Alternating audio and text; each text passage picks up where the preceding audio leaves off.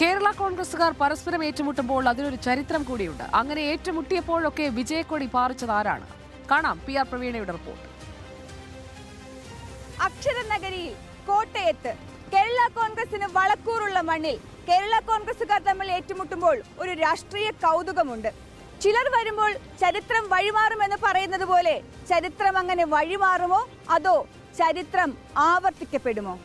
ലോക്സഭാ തെരഞ്ഞെടുപ്പിൽ കേരള കോൺഗ്രസുകാർ തമ്മിൽ ഏറ്റുമുട്ടുന്നത് 80-ന് ശേഷം, അതായത് ഏകദേശം 43 വർഷങ്ങൾക്ക് ശേഷമാണ് കേരള കോൺഗ്രസുകാർ ലോക്സഭാ ഇലക്ഷനിൽ നേർക്കുനേർ മത്സരിക്കുന്നത്. മുൻപ് 77-ൽ മൂവാറ്റുപുഴയിലും 80-ൽ കോട്ടയത്തും കേരള കോൺഗ്രസുകാർ തമ്മിൽ മത്സരിച്ചപ്പോൾ വിജയം UDF-നൊപ്പം നിന്ന കേരള കോൺഗ്രസിനായിരുന്നു. അത് ചരിത്രം. ഇത്തവണ 2-ല ആ ചിഹ്നം കിട്ടിയിട്ടുള്ളത്, ഒരുപക്ഷെ കേരള കോൺഗ്രസ് എന്ന് പറയുമ്പോൾ നമ്മുടെ മനസ്സിൽ ഓടി വരുന്ന ചിഹ്നം 2-ല, ആ 2-ല കിട്ടിയിട്ടുള്ളത് LDF-നൊപ്പം നിൽക്കുന്ന കേരള കോൺഗ്രസ് മാണി വിഭാഗത്തിനാണ്. അപ്പോൾ ചരിത്രം ആർക്കൊപ്പം നിൽക്കും, അതോ പുതുചരിത്രം കുറിക്കുമോ? 1980-ലും സമാന സാഹചര്യം.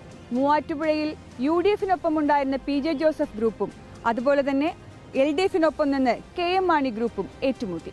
അന്ന് ജയം UDF-നൊപ്പം ഉണ്ടായിരുന്ന PJ ജോസഫ് ഗ്രൂപ്പിനായിരുന്നു. ഇത്തവണ ജോസ് കെ മാണി വിഭാഗവും PJ ജോസഫ് വിഭാഗവും ഏറ്റുമുട്ടുമ്പോൾ ഓട്ടോറിക്ഷയിൽ കയറി ഫ്രാൻസിസ് ജോർജ് അങ്ങ് ദില്ലിക്ക് പോകുമോ?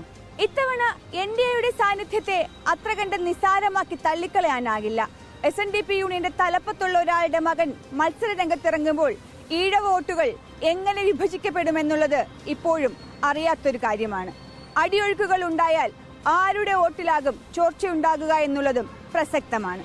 വളർന്നു പിളർന്നു വളർന്നും കേരള കോൺഗ്രസ് അങ്ങനെ ശാഖകളും ഉപശാഖകളുമായി നിൽക്കുമ്പോൾ ആരാകും കോട്ടയത്തിന്റെ അടുത്ത MP?